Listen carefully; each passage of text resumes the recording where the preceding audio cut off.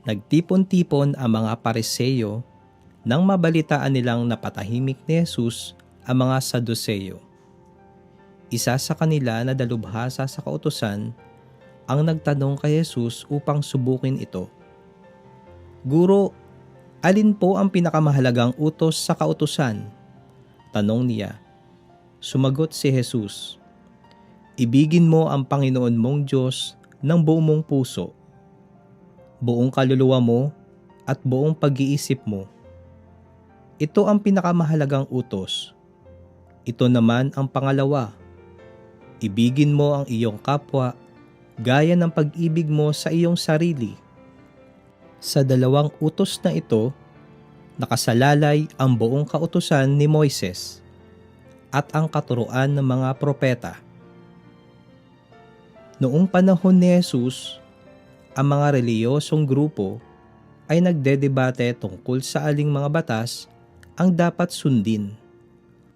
Kung talagang nais na makilahok sa buhay na inaalok ng Diyos. Para sa mga Pariseo, ang batas ng Diyos na ibinigay sa bundok Sinai sa 2 anyo, ang nasusulat na batas at ang ibang mga batas ay ibinigay upang maipasa sa susunod na henerasyon sa pamamagitan ng bibig o tinatawag sa Ingles na oral tradition. Parehong itinuring na may pantay na kahalagahan ang mga batas na nakasulat at oral at kailangang sundin. Ang oral tradition ay umabot sa 613. Naging napakahirap para sa maraming mga simpleng Hudyo na malaman at sundin ang lahat ng mga batas na ito. Kaya naman, pinaniwalaan ng mga Saduseyo na sapat na ang pagsunod sa nakasulat na batas. Kaya nga, nabigo silang magkasundo sa kung ano ang mahalaga. Sa naging tugon ni Jesus, ay nilampasan pa niya ang dahilan ng kanilang debate tungo sa isang tunay na buhay na ginugugol sa pagmamahal sa Diyos at sa kapwa.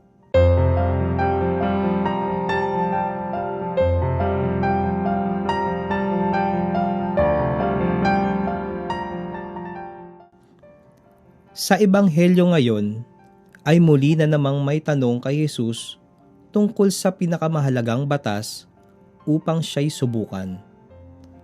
Ang mga utos ng Diyos ay may kinalaman sa 2 katotohanan. Ang relasyon sa pagitan ng mga tao at ng Diyos at ng mga tao mismo. Nasa kamalayan ng Israel na ang isang tao ay hindi maaaring umibig sa Diyos nang hindi umiibig sa ibang tao, na nilalang na kalarawan at kawangis ng Diyos. Ang pag-ibig ng Diyos ay lalo na dapat ipakita sa mga dukha at nangangailangan.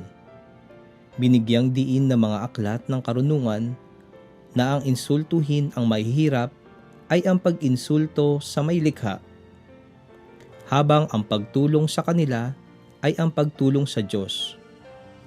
Iginigiit ng mga propeta na ang mga tanging sakripisyo at pag-aayuno na kalugod-lugod sa Diyos ay maging makatarungan, lalo na sa mga taong pinagkaitan ng mga karapatan. Ayon sa Katesismo ng Iglesia Katolika, ang batas moral ay gawa ng karunungan ng Diyos. Maaaring ipaliwanag sa kahulugang bibliko na isang pangaral na makaama, isang padagogiya ng Diyos. Inaatas sa tao ang mga daan, mga tuntunin ng asal na naghahatid sa kaluwalhatiang ipinangako. Sinusugpo ang mga landasin ng kasamaan na naglalayo sa Diyos at sa kanyang pag-ibig. Nakatatag din sa kanyang mga kautusan at kaibig-ibig sa kanyang mga pangako. Ipinauunawa sa atin na ang mga batas o kautusan ng Diyos ay nagdadala sa atin sa buhay at pagpapala. Ang tao ay binabahaginan ng karunungan at kabutihan ng may likha na nagkaloob sa kanya ng pamumuno sa kanyang mga kilos at kakayahang pamahalaan ang sarili tungo sa katotohanan at kabutihan. Ipinakikilala ng batas natural ang kahulugang moral at orihinal na nagdudulot sa tao na suriin sa tulong ng pag-iisip kung anong mabuti at masama, kung ano ang katotohanan at kabutihan.